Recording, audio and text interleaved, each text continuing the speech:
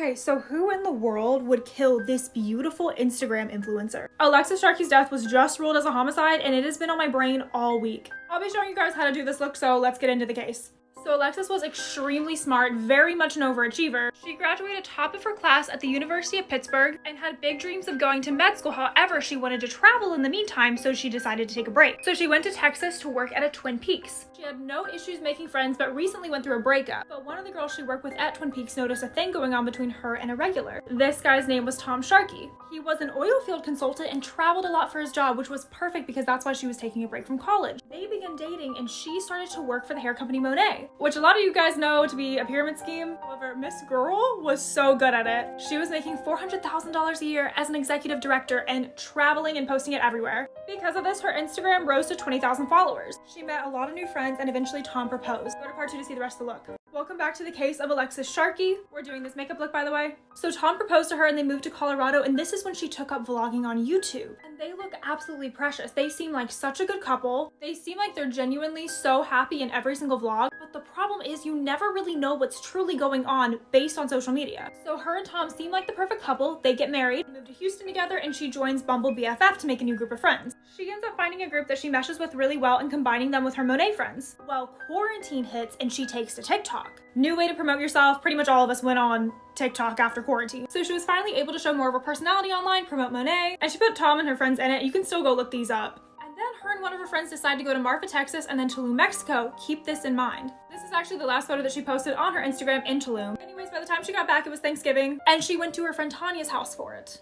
Without Tom, which is so strange for newlyweds. I forgot to mention that her friends would say that she would barely even bring up Tom, which is so sus, but go to part 3 for the events that unfold.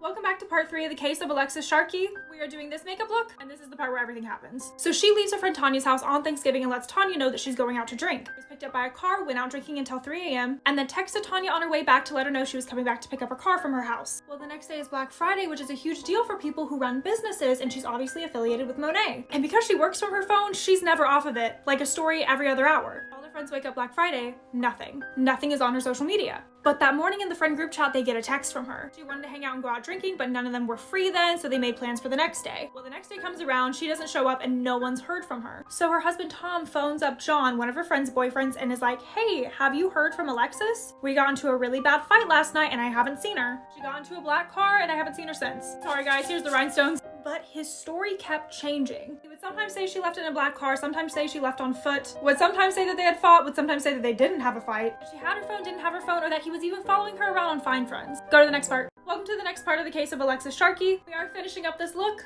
So it is obviously sus that Tom keeps changing his story. My eyes are headed, so I'm gonna have to go up on the crystals. But her friends are extremely worried. No answer on the group chat. They still hung out hoping that she would show up, but never showed up. But Tanya gets extremely worried and calls Alexis's mom Stacy. It turned out Tom already talked to Stacy, and this is how they knew everything was getting really, really bad. So they took to social media, started posting everywhere, justice for Lex.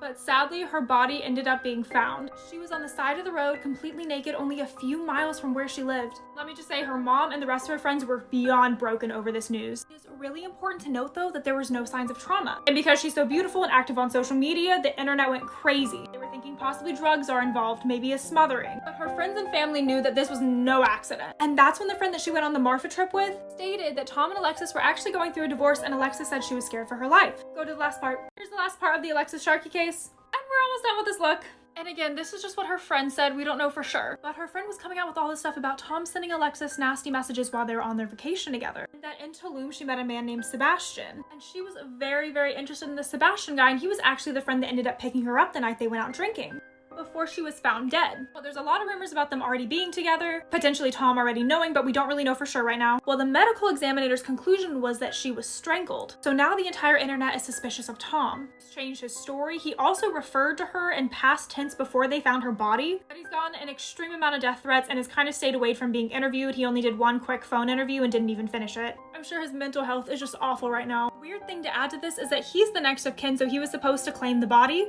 but he ghosted Alexis's mom and never did. The medical examiner ended up giving her mom the power though, so they do have the body back now. And while there's a lot of people still suspicious of Tom, people are not shy to question Sebastian or her new Bumble friends. Let me know your thoughts in the comments.